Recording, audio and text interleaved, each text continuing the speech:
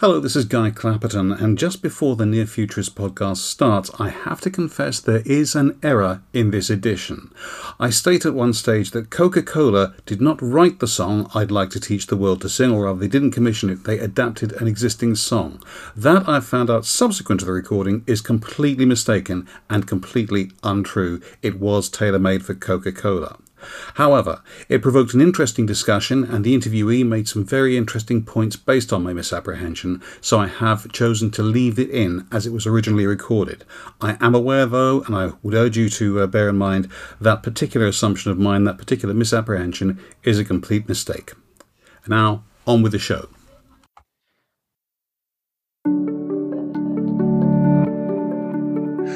Hello, and thanks for streaming The Near Futurist, a show presented by me, Guy Clapperton.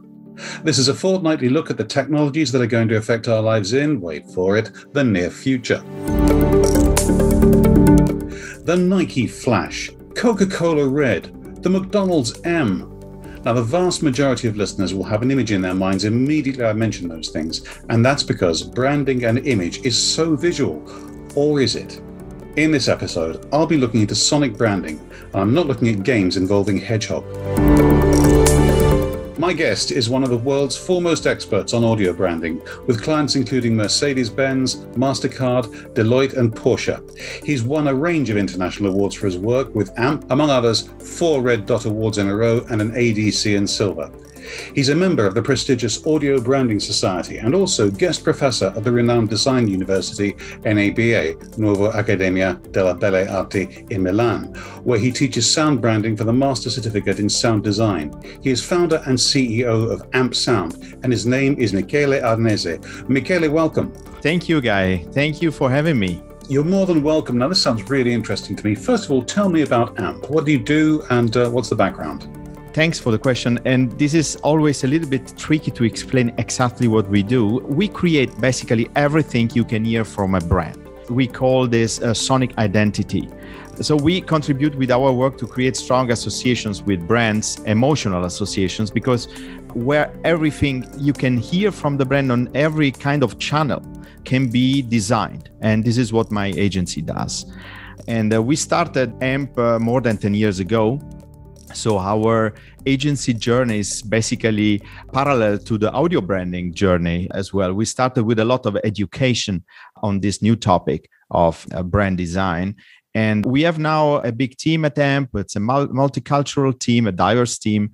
We speak 15 languages. We are in Europe, US, and Asia. And this is a niche, what we do. But for a niche, we are one of the top leaders in the world. We have two main points in our agency. We are not just a music production or a branding agency. Basically, we are both. So we understand brands and we understand sound. Okay, now audio branding isn't something I normally think a great deal about. I mean, I'm as familiar as anybody else with radio jingles or television advertising, music, and of course the sound that my Apple computer makes when it starts up. It's a well-known sound, but it's not strictly necessary. It's not the sound of a computer starting. It's a sound they've deliberately put in there and play through the speakers. Is this the sort of thing that we're talking about? And why is audio branding important? Good question from you, because you are doing audio branding right now. You are creating a product with your podcast with a Near Futurist, which is based on your voice. So your voice transmits values, experience, emotions. So you have also sounds, you have your guests. So this is an excellent example of sonic branding for audio-only listeners. So why audio branding is important is a good question. We have, for example, last year, the market research company Ipsos measured the most effective brand assets. So if you are a brand, how can you create as a brand the greatest level of brand attention? So we have a visual logo. You mentioned at the beginning, the M of McDonald's. You have slogans. You have music used in your communication, and Ipsos measured 2,000 advertisements in the US to see which level of brand attention, which brand cues create. And if we take the visual logo as a reference value by 1.0, we go to music that creates a little stronger level of brand attention by 1.2. And at the end of the scale, after celebrities and everything, you have sonic branding cues. They create more than eight times higher level of brand attention than just the visual logo. So this is the reason why audio branding is very important, because you can connect with your audience, the audience and the brands in a very, very strong emotional way, in a seamless way, because music and sound is always there. It's just the question how to use it in a way that I can transmit the right idea, the right emotions behind the brand. And this has a long story. A jingle started in the 20s. The first jingle was basically played live in a church. So then you have like the radio in the 50s and 60s. People just listened to the radio all the day. And of course, the jingles were born. After that period in the 70s, brands started to create longer moments of audio engagement with brand songs. If you remember, for example, the Hilltop iconic advertisement from Coca-Cola, where the Coca-Cola song was born. And in the 80s, you have Pepsi, Michael Jackson. So starting this kind of epic collaboration between the music industry and the brands.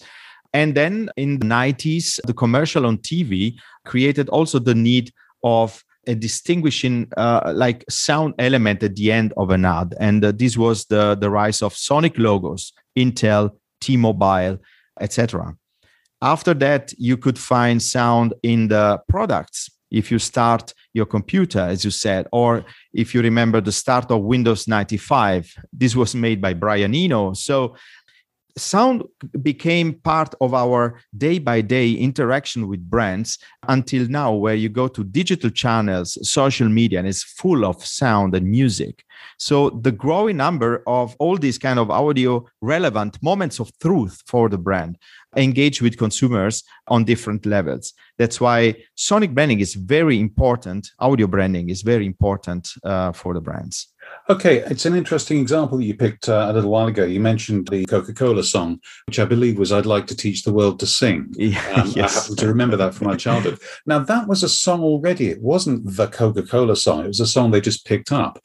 There's other examples. I mean, I know you're in Italy, so this may not mean an awful lot to you, but there's a major British quiz show called Mastermind. I believe it's been internationally successful. But the theme tune was just a piece of library music called Approaching Menace. So I'm just wondering whether, and everybody in the UK will know the tune I mean. You probably don't, except that it's a local reference. But I'm just wondering how many of these things can be picked up, how many people of these things are already existent, and, or whether has become more of a focus on having your own sounds tailored to your brand.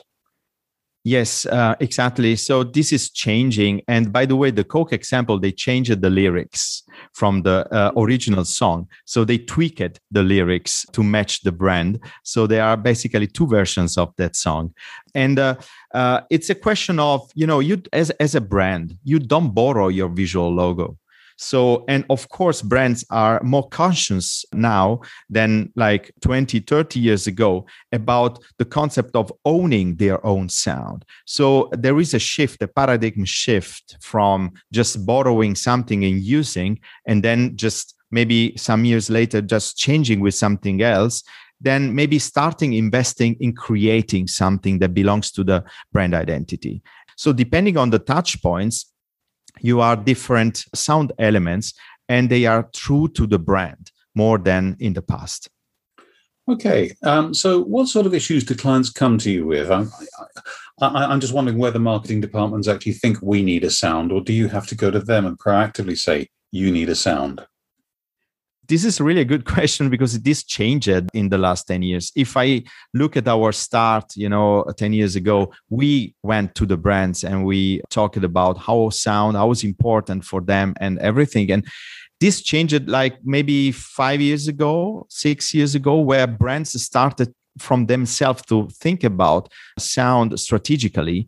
And they all know in marketing how sounds affects the brand perception, right? So this is something, one of the discipline of using sound is not new, but the new question that they have and our clients struggle with is they don't know really how to evaluate it, because everyone is a DJ.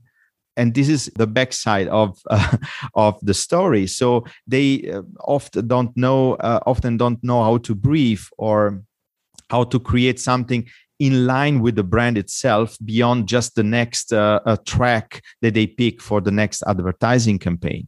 And here we help. So we create a subjective language to talk about sound and music, to learn how the brand should sound and should not sound. Sometimes the don'ts are even more important than the do's. And this is here where our expertise is asked.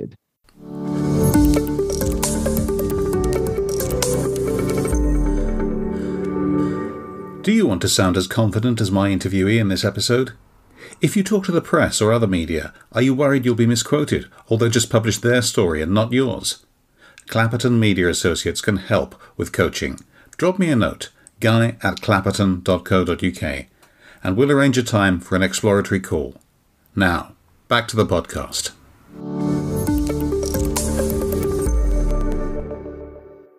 Now, obviously, we've just had, and I hope we're coming to the end of the COVID era, the COVID year or whatever. The first thing everyone did when that started was to stop making phone-only calls and to start using visuals on Zoom or Microsoft Teams or whatever else they're using. Did this push sound branding into the background a bit, do you think? Because people stopped relying on sound so much, although I am now picking up a lot more people saying, can we just do a phone call?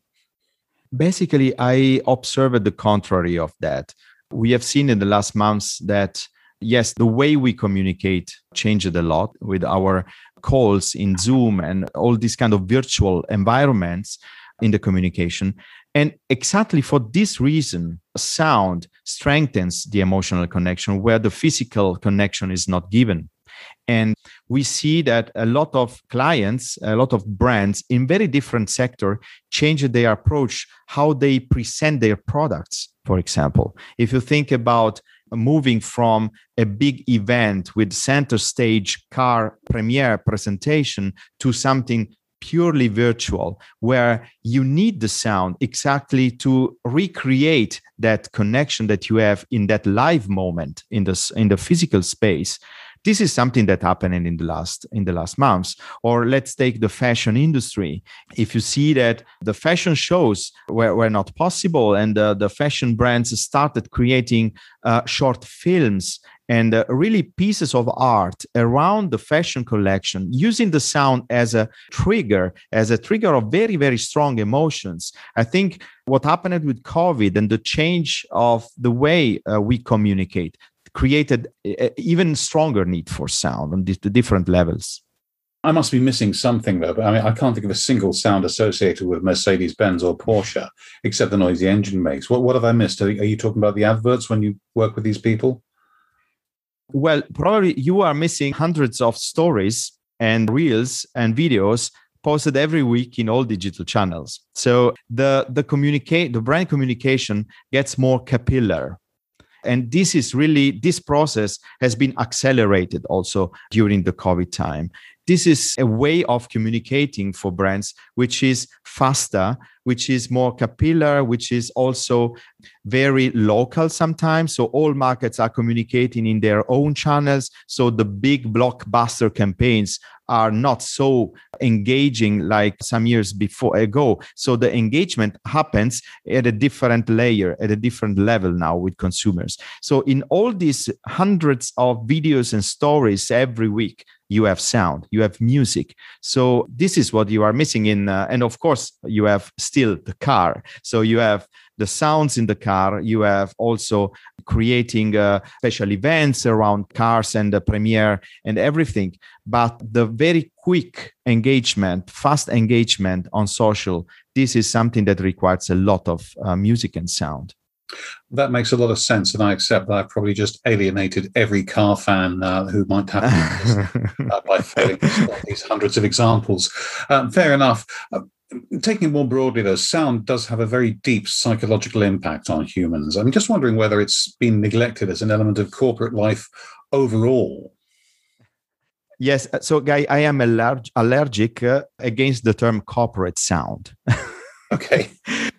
No, exactly, because what you said, sound has a deep psychological impact on humans. And I mean, this is really the reason why sound branding, sonic branding, audio branding, you call it, has been so important in the last period, because exactly that impact can be driven by brands to create stronger brand memory structures and also associate the brand with certain emotions.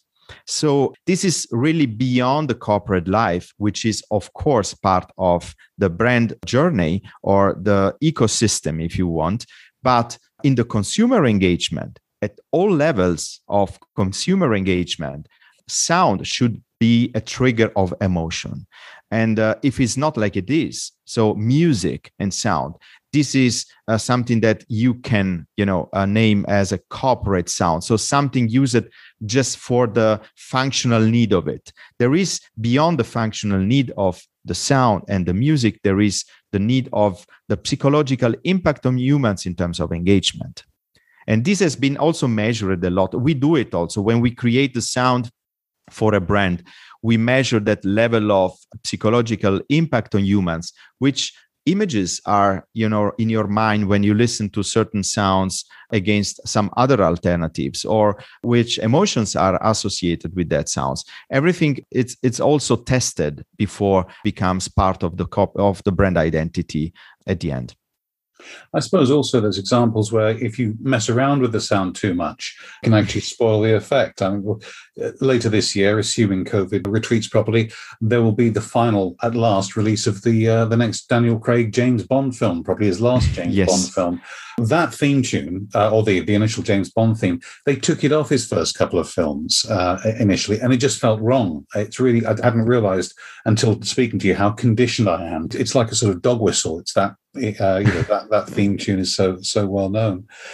A phrase I've heard.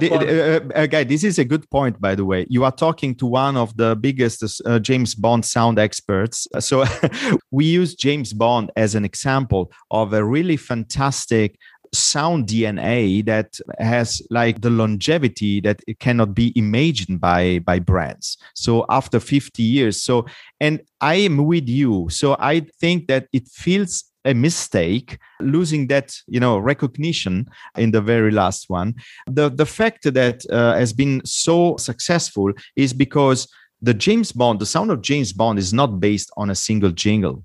It's based on a set of ingredients that can be combined in a very different way. If you close your eyes, you listen to Shirley Bassey, and you recognize James Bond, and you listen to Adele in 2012 with Skyfall, you still recognize James Bond very well, even though Adele, she doesn't use any of the melodies of the original James Bond, but she uses the chord progression. So the beauty of the James Bond sonic identity is just, the fact that it's not based on one single small melody or jingle, but is based on a set of ingredients that can be combined and reused.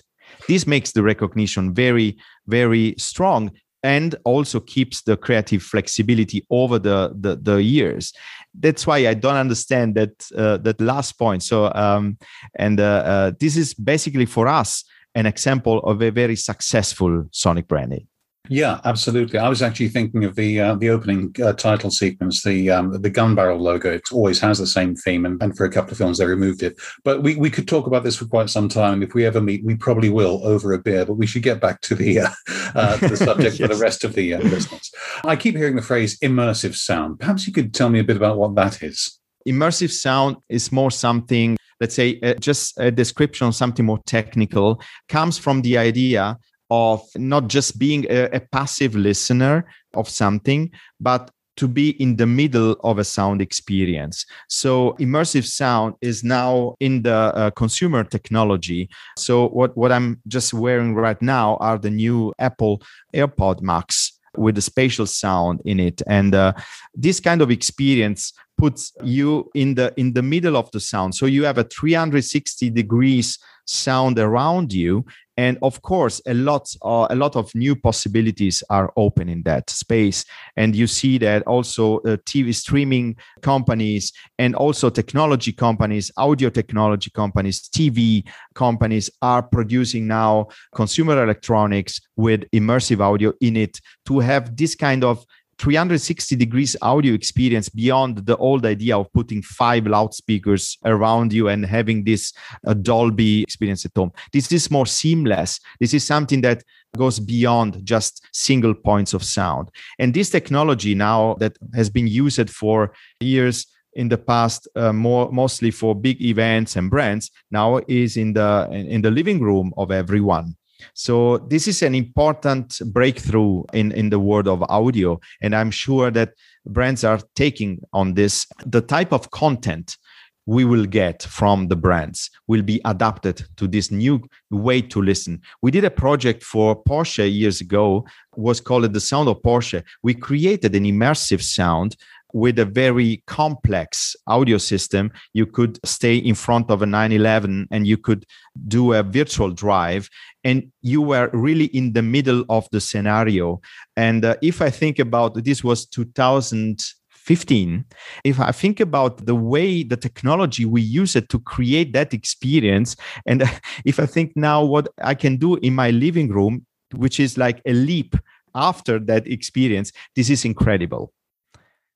And it's also, in terms of people's living rooms, it's becoming surprisingly affordable. I'm finding the stuff that I would have dreamed about only a few years ago and thought, that's going to cost thousands. It really doesn't anymore, at entry level at least. Big question for me, I suppose, is you're an audio specialist. And I made the possibly unwise decision to ask you to listen to an episode or two of this podcast before coming on. So let's assume I don't have the budget of a Mercedes-Benz or a Porsche. What would I change? What am I doing right? What am I doing wrong here? So, guys, thanks for the question. And I did, of course, my homework. And to be honest, this is the first time I do this evaluation, publicly and live. So I have 2 feedbacks. One is a functional feedback. So I like the exciting sound when you start the podcast, but I think that you can just stop that exciting, pulsating sound and creating something more atmospheric when you start talking, because you can create a higher level of expectation and tension. So this is a functional feedback. And about the sound, yes, you use the futuristic cliche, right? So it sounds very futuristic and the sound is pulsating. It's very similar to the news. So something big is expecting is happening. What I can tell you is maybe think about a more acoustic but textured sound, because basically the future will sound more organic than we can imagine now. That makes a lot of sense, but I paid £27 for that piece of library music.